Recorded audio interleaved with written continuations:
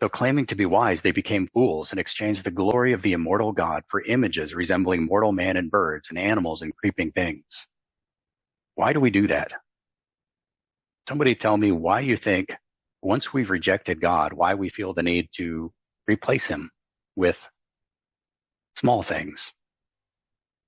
Well, we've been created to be his image bearer.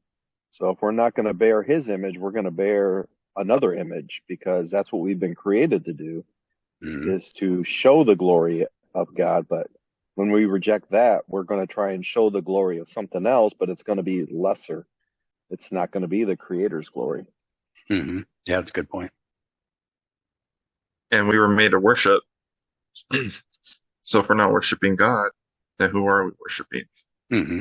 That could take many forms, in idols, different gods. If we were made to worship the creator of the universe and we were made in his image, and we have to replace that with something. I mean, our experience with the world kind of demands that there be some kind of God, something higher than us that we worship and try to please.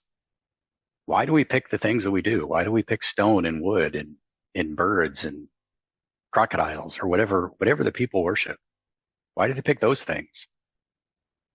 It seemed like when they made like animals or something to worship, that those things displayed a power and a strength or something that they wanted to, I guess, utilize, or like it was something they didn't have. So they wanted to magnify it as something supernatural. Yeah. It's what I think it seemed like. There are two things there. The first one is that instead of trying to live up to God's standards, the real God, they create their own standards and say, oh, I'd kind of like to be, like a bear or an eagle or, whatever it is, or some imaginary creature that they've made up and they've made a stone into it, or combining different creatures into one. Whatever it is, those are the things that we want to be like rather than what God wants us to be like. So we get to pick our own God that way. And related to that is these things are small.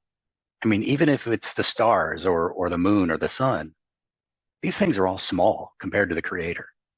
We're trying to bring God closer to us, something that we can understand, and not just understand, but that we can be superior to. If you worship, a bull god, well, we eat cows. We put them in fences and, we put rings in their noses and we drive them around. That's us trying to control God. And, even if it's the sun, well, the sun gets hot, it's bright, gives us some good things, and, maybe it can cause a drought or something. But it just goes around in the sky, comes up one side, goes down the other side, and doesn't expect much. There's nothing really that you can derive from looking at the sun that the sun expects you to do. It doesn't demand anything of you. It doesn't demand that you become better than who you are. Whereas a creator God who creates everything in the universe and has a perfect standard that he wants his people to live up to, that's intimidating. That requires that I submit myself to him and throw myself on his mercy, because I will never reach that point. I will never be perfect enough to live up to his standards. So I need him to do it. Whereas if I'm worshiping a mouse god, which people do for whatever reasons, that doesn't demand much of me. And there's nothing about the mouse that demands that I become better than I am. Or at least not much. Nothing that I'm not taking from the real God and, backfilling into one of his creations. So, I mean, in summary, I'm just saying that we worship smaller things because they're easier. They don't demand as much of us.